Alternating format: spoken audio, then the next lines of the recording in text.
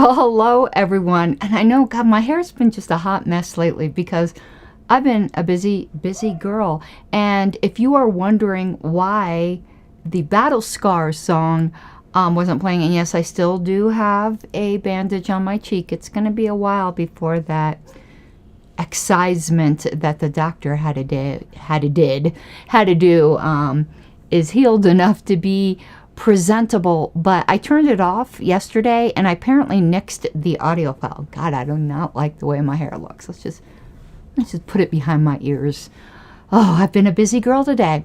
But we are doing, as I promised, a bunch of shows now as we lead up into convention about educating Libertarian Party members on the convention, because there is just not a lot of knowledge about that, and sometimes it's not so easy to find the knowledge. I still remember when I was new, and that's starting to seem now a lot longer ago than it felt like 2 years. I've aged a lot since 2021. Let's just put it that way. I don't feel quite as new in the party as I used to, and I am coming on 10 years. It's still a year away from 10 years. November of 2024 will be 10 years. And hola, Kathy, JJ, some that flew by, I'm sorry that I missed you. So let's do the YouTuber stuff. Then I'm going to do a slight little backtrack, and then we're going to cover the mystery of delegate allocations. You are a hardcore bunch if you are here to hear about delegate allocations. I salute you. Not all heroes wear capes. So let's do the commercial stuff first, please. And thank you so much, Winrich. Yes, I am always a hot mess. And by the way, Winrich, who's Rocky Mount, who's in my chat, he is the volunteer who faithfully comes down to storage with me to sort through the historical records. So big hand. And I have finished that big project I had to work on, and whenever you're ready, it can be after the holidays, I'm ready to go down to storage. Again, that one thing that demanded my complete attention is now behind me, and I'm wrecked. Like literally the WREKT kind of wrecked. But down there is my Patreon, patreon.com/Pink Flame of Liberty. As I was saying in the pre-show chat, my YouTube ad revenue, like, I know people are like, remember last term where they're like, she has a monetized YouTube channel. You want to know how much I was making from monetization during that time? Maybe $2 a month. Literally, that's what they did partly a removal motion over. You couldn't buy a Starbucks coffee. I've grown since then where I might make $8 a month in YouTube ad revenue. Ad revenue isn't where more controversial and definitely not smaller creators. They count on super chats. So thank you, Winrich, and they count on Patreon supporters. So that's patreon.com/Pink Flame of Liberty. Also, please follow me on X Twitter. Like, I have way too much fun on Twitter than I can possibly even say. And it is a very, very active account.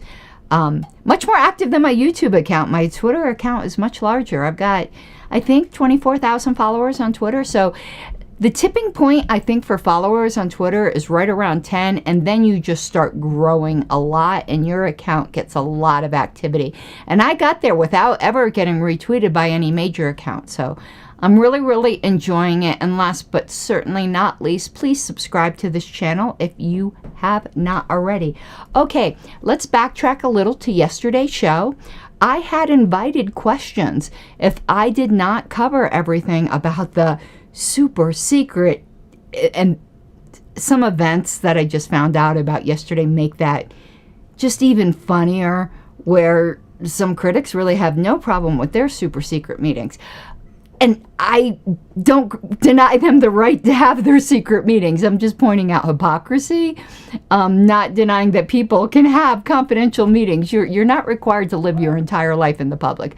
But there was no additional questions sent to me. I still invite them. Watch yesterday's show. I swallowed my own spit. That calls for a bit of a margarita. That was weird. I do that a lot. I wonder if that happens to everyone else. Like, do you accidentally just like swallow your spit the wrong way? But anyway, if you have any questions, I still do invite questions. Please do not send them to my secretary email, because this show is not sponsored by the Libertarian Party whatsoever. So my $8 of ad revenue has nothing to do with the LP. Don't remove me, bro.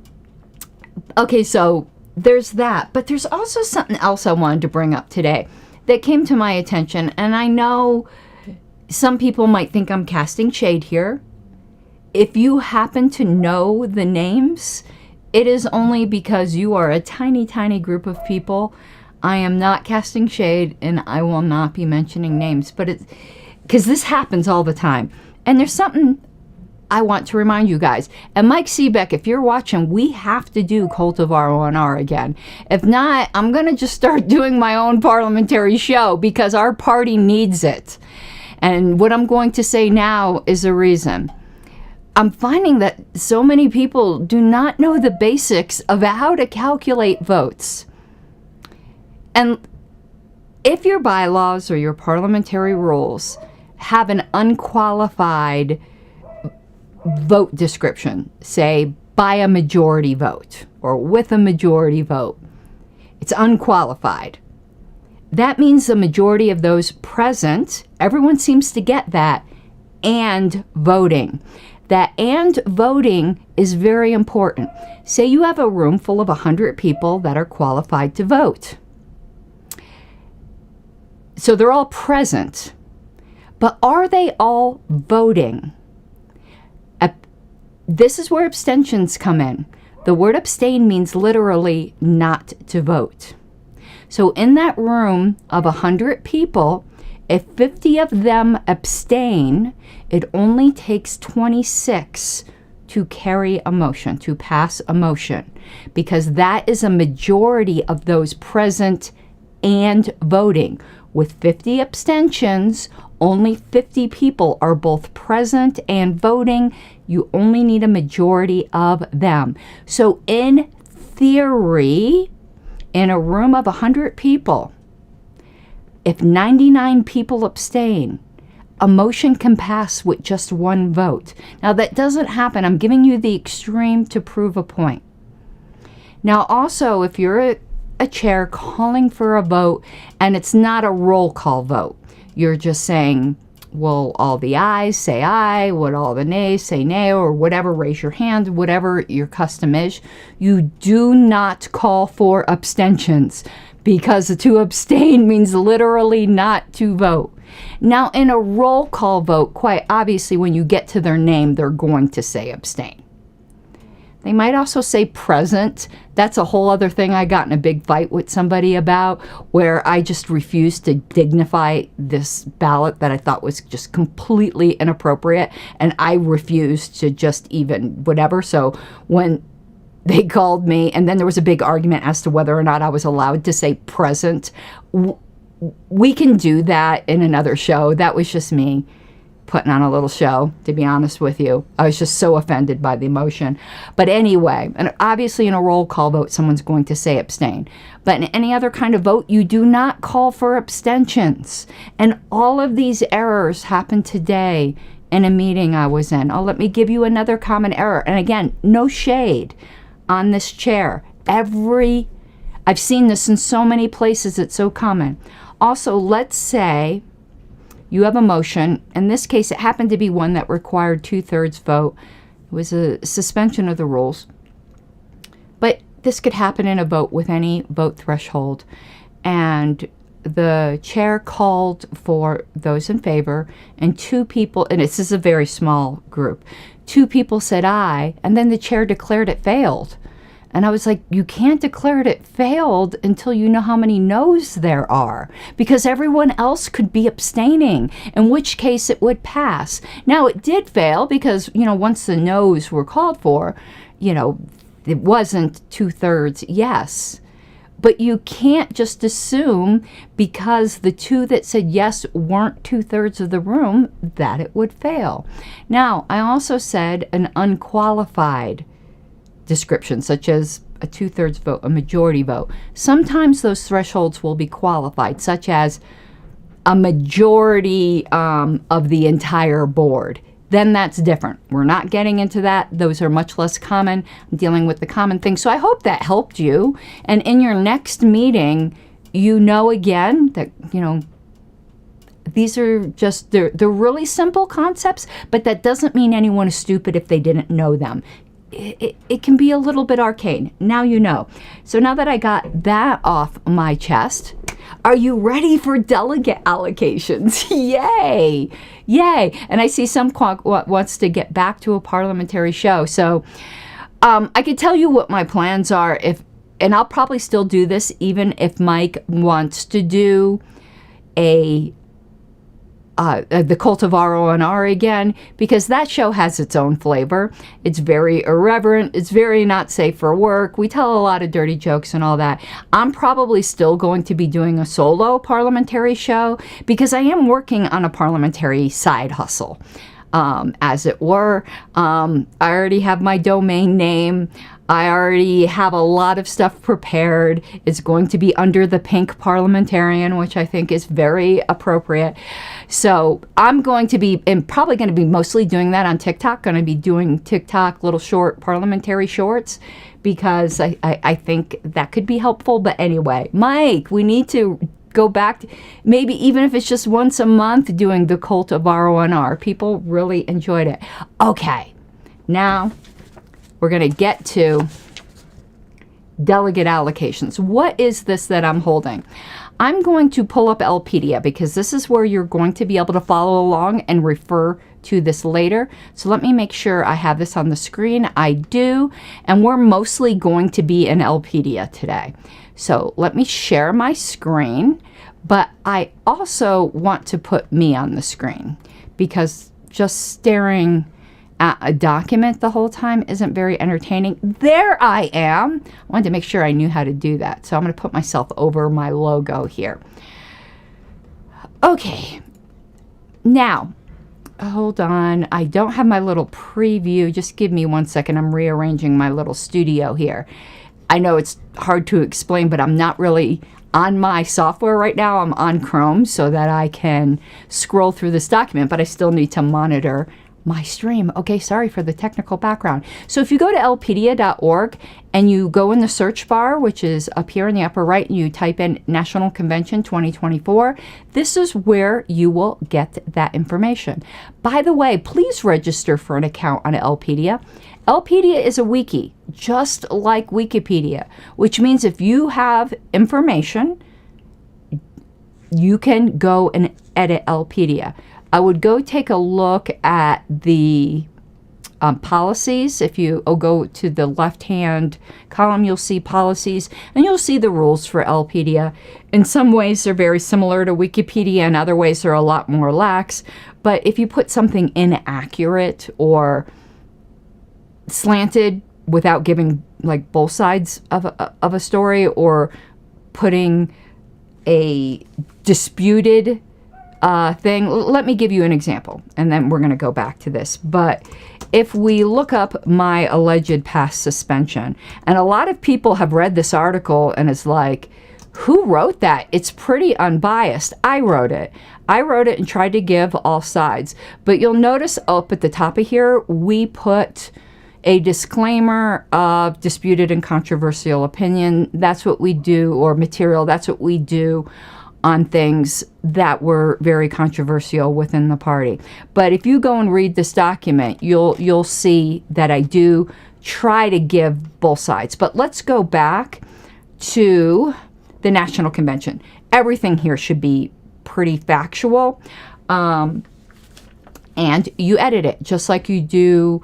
I don't know if I'm logged in here. You edit it just like you do Wikipedia. So I'm logged in now. If you go to edit source, You'll see it brings up all the information and you can add things. Now, we're not going to be doing any editing today, but I encourage you to edit.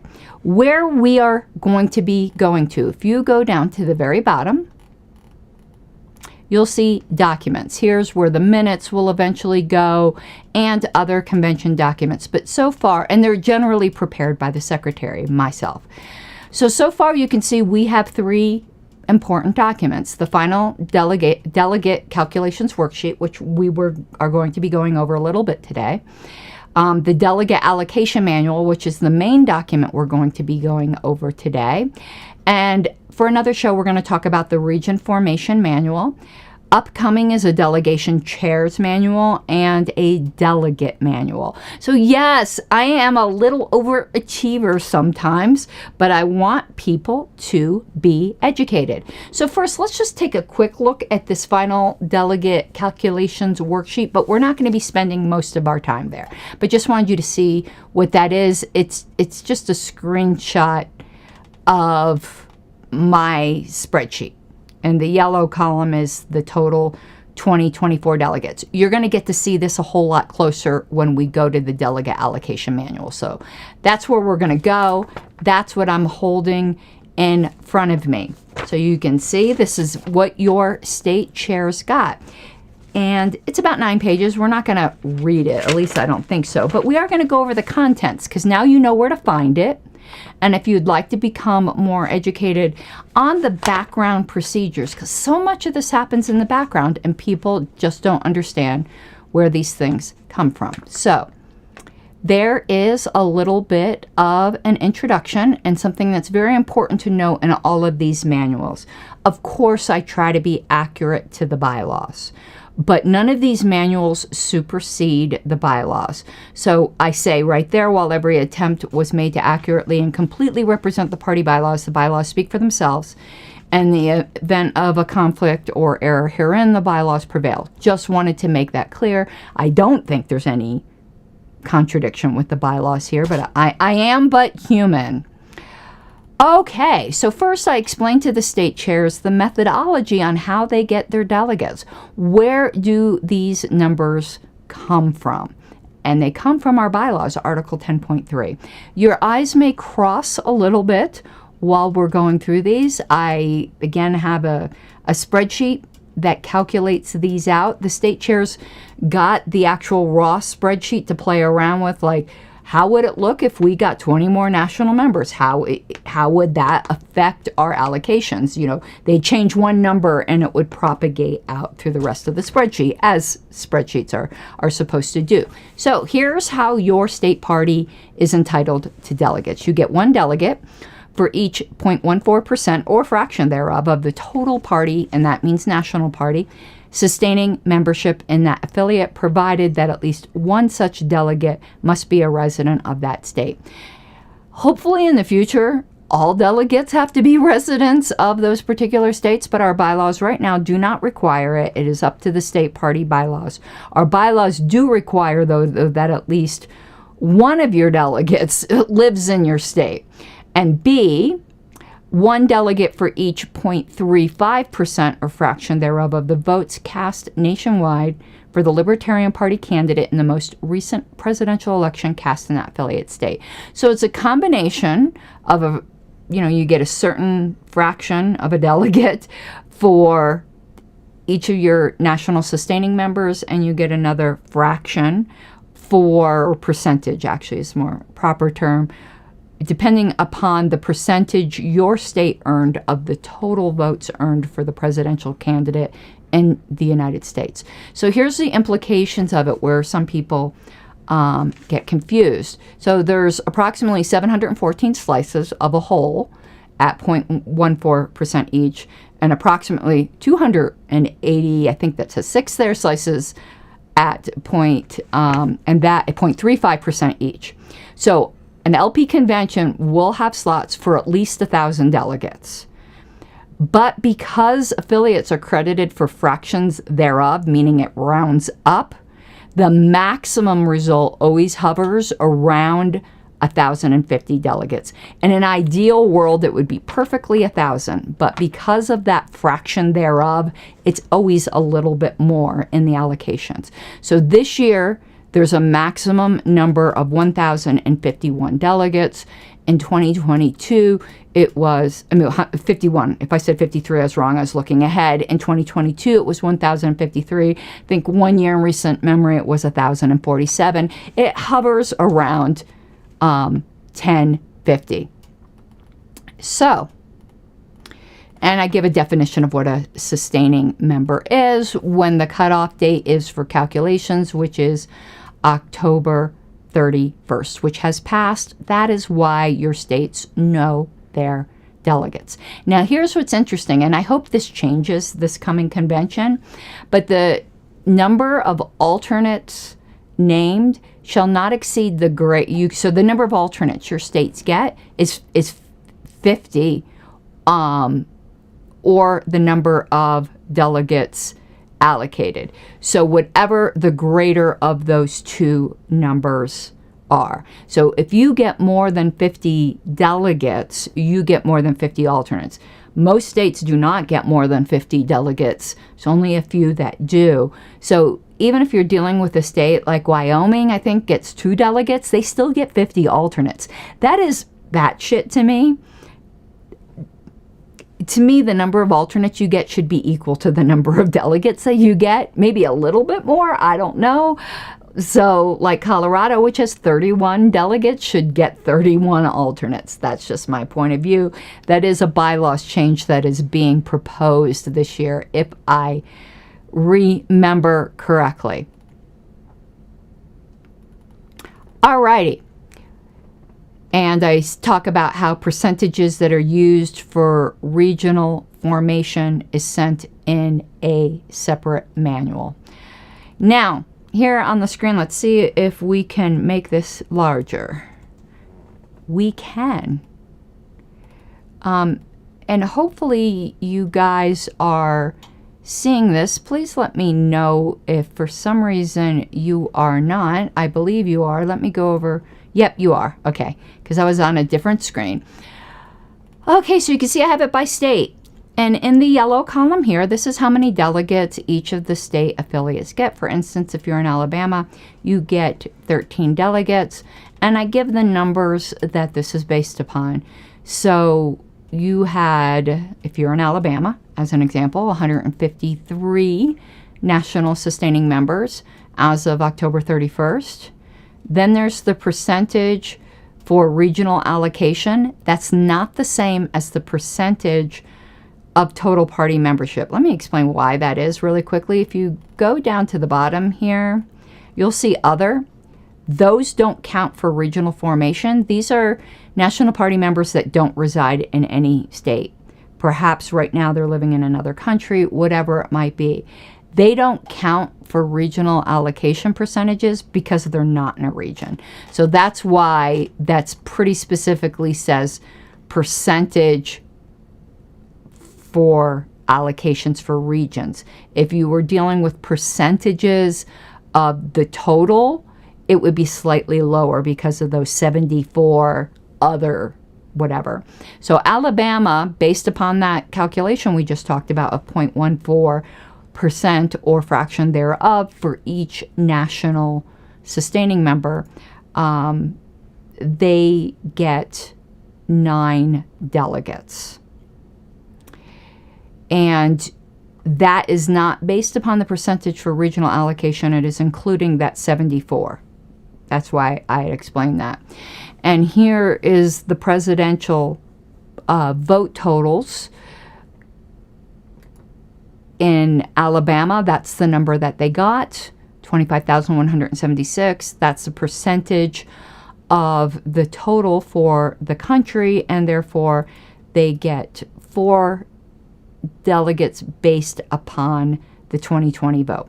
So that's how your delegates are allocated. So if you go down to the bottom, you'll see that states got 737 delegates based upon membership.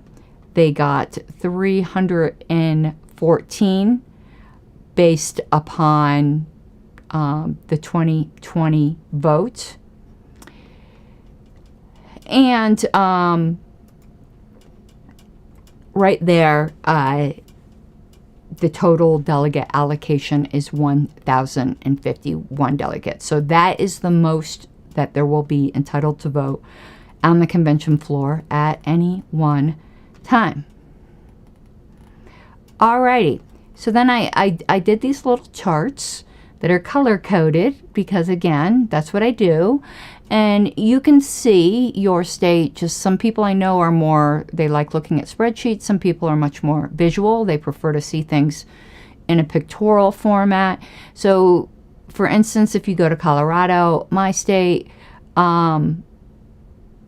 and actually, I think I made a mistake here that I can fix, because Colorado has 31 and it's less. I think I used the number from 2022. There will be some errors in these, and I will release an updated thing. But here you can see that if your numbers are in purple, yeah, I did. Colorado's supposed to be 31. I'm going to need to release another version of this. I think I had to release 4 versions last year, because going through it, you end up finding things you didn't spot at first. But let's take a look at California, since I know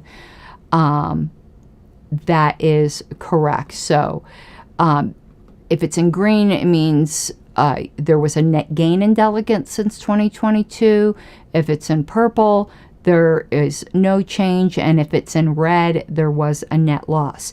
If anyone, you do not offend me, notices any other things like I just noticed with Colorado, this is our historical record, so please let me know, because revisions are good.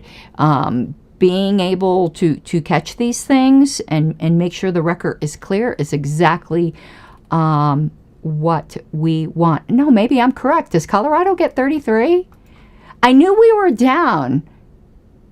Interesting. Maybe we used to have 35 and now we have 33. For some reason, I thought it was 31. I'm going to need to look. Well, let's go look at the chart. Am I misremembering Colorado? No, we do have 33. Why did I think it was 31? No, my manual is correct. It's my memory that's faulty. And I think I've been telling the Colorado chair we get 31. Hannah, if you're listening, but you'll have gotten this manual and you will have seen it. So never mind, I was correct on Colorado. But yes, we are down 2 delegates. But here states can see really quickly the differences. They can go over time from 2020 to 2022 to 2024. Look how consistent Alabama has been. But if you notice in 2020, that's red. That means in 2018, their numbers were higher. But if you go from 2020 to 2022 to 2024, they've been super, super consistent. Have there been any other states like that have been the same for 3? Okay, DC has been. I'm always just interested in this trivia. The biggest gainer, though, by the way, this time, look at Indiana. Indiana went, they were at 30. Then they went to 33, and now they're at 39. Go Indiana. And I just want to praise states. I know which one had the biggest losses. I'm not going to highlight losses. I'm only highlighting the gains, because I'd rather praise. So, and yeah, Wyoming, I thought Wyoming only got 2. They got 4. They've been pretty consistent. I'm just trying to look. Washington has been very consistent. They did lose 1 this year, but going, 35, 35, 36, that's pretty consistent. Same thing here for Nevada, 13, 13, 14. Okay, so you're getting the idea here. And again, green indicates net gain since immediately prior convention. Red is net loss since immediately prior, and purple is no change. And you notice this is already version 2. I do revisions as I notice issues when people bring up. Now, here's what a lot of people are interested in. When do national committee seats get earned? They get earned with the delegate allocation cutoff for the immediately preceding convention. So the 2026 national committee seats have now been earned. So here we go. Here are the seats earned for the 2026 convention. Again, I give you the bylaw on how this is calculated for platform committee. There are 20 members. 5 of them are selected by the LNC. 1 is selected by each of the 5 affiliate parties having the greatest per capita sustaining membership. And the purpose of that is so that these small states, they might be small population-wise, are not going to have a lot of sustaining members, but they have a higher percentage of sustaining members per capita. So this gives them a shot. And then 1 member by each of the 10 affiliate parties having the largest sustaining members. So those are going to be the bigger states. So here we go. The top 5 per capita is New Hampshire. They're always number 1, by the way. Indiana, because they've had a lot of growth in libertarians. Indiana has been the sleeper state, let me tell you. Wyoming, Colorado. Colorado is also always in the top 5. And so is Alaska. The states that tend to change are 2 and 3 here, Indiana and Wyoming. A lot of times Nevada makes it. And here are the top 10, excluding ones already included in the top 5. So Colorado and Indiana are top 10 states, but because they were already included in the top 5 per capita, they don't get 2 seats. So these last 2, Washington and Illinois, moved up because Colorado and Indiana already received seats. Does that make sense? I hope that makes sense. And then there's the Credentials Committee, which is a lot easier. There are 10 members, 5 chosen by the National Committee, and 1 from each of the 5 affiliate parties having the largest sustaining memberships. And these tend to stay pretty constant. California, Texas, Florida, Pennsylvania, and New York. There's a lot more fluctuation in 6 through 10 in the top 10 states than there is in 1 through 5. And so that really is the ins and outs of how these things are calculated. And, you know, there's just a little thank you there at the bottom where I make myself available to speak with any affiliate chair, but this would include any member as well. If there's anything like this that you would like to prepare for your state affiliate that might have information that you think could be worded in a way that's more understandable to your affiliate, or you'd like to add information, you'll notice that I put in there that this is not considered personal work product. I produce this for the party, and it can be used by anyone in the party as long as you don't change the official tabulation. So, you know, use and use away if you find that certain portions of this would be helpful for your state, but in a different format. I'd be more than glad to send it to you in Word format if that would help as well. So I hope that was somewhat informative. I geek out on stuff like this. I don't know if other people do. And the next one we're going to be going over, and it will be, I can't promise tomorrow, but it'll be soon, is we'll be going over the region formation manual, which is in a very similar format, but you'll notice it's much longer. We just went through a 9-page document. This one is a 21-page document, but a lot of it is tables and charts, which are, you know, we're not going to read every line of a chart. Going back to this National Committee page, not National Committee. Why does it say Libertarian National Committee? That's why I got confused at the bottom. This should be conventions. Maybe that's why, because all the conventions are here. Anyway, please edit this. You know, if you go look, like for instance, let's look at the 2022 convention. You could see the type of information that other people put in here. So, you know, after business happens, some people will write a summary of business. The people who will write about the convention. Officers, obviously, there was a bit of a controversy last convention with the whole situation with myself, but here's other reports, the Platform Committee report, Bylaws Committee, we have the recordings, we have the elections, but you'll see people put in the balloting But even before that, you could see people start listing candidates as they declare. They'll put the committees in, the awards. Hey, I should put in I should put that in, shouldn't I? That thing I made. See, I didn't even realize somebody stuck that in last time. But someone can stick that in, and you'll see somebody started doing the delegate list. Now, these red ones mean that they haven't been done yet, so you can do that. But like, for instance, I didn't even know somebody was doing this. Here's the Alabama delegation. Somebody made a page for that. That is pretty freaking awesome. So you see all this red. You could add this if you happen to know who your state delegate lists were for 2022. And you can see, I might add this, the delegation allocation source documents like the census information and that sort of thing. And let's see. We had pre-convention controversies, and here you see our little disputed and controversial material tab. I didn't realize that. That's because I made unofficial documents. I did a delegate. We're going to look at this just really quickly. I did this because I still considered myself secretary. I don't care. And it turned out I was right. The convention said my suspension was void. I continued to do my job. So I did an unofficial notification of delegate allocations prepared by Helen C. Secretary in exile, not recognized by Helen C. Oh my God, I was a smarty pants.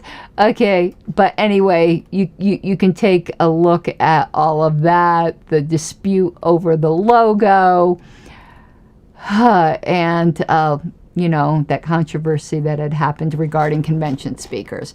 Okay, let's get this off the screen. I don't think there were any ooh, I'm doubled. We don't want that. One of me is enough.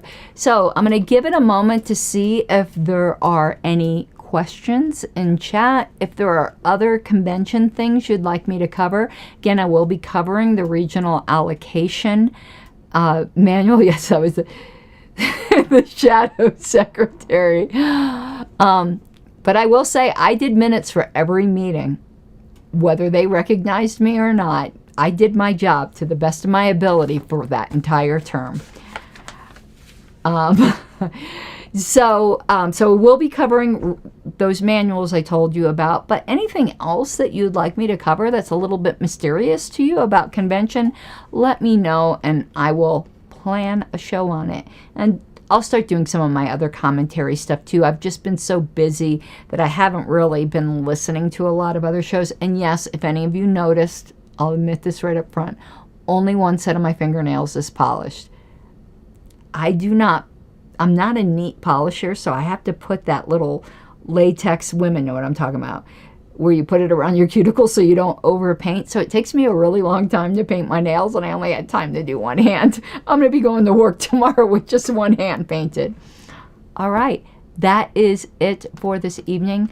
I appreciate all of you, and I hope you have an awesome night. Bye-bye.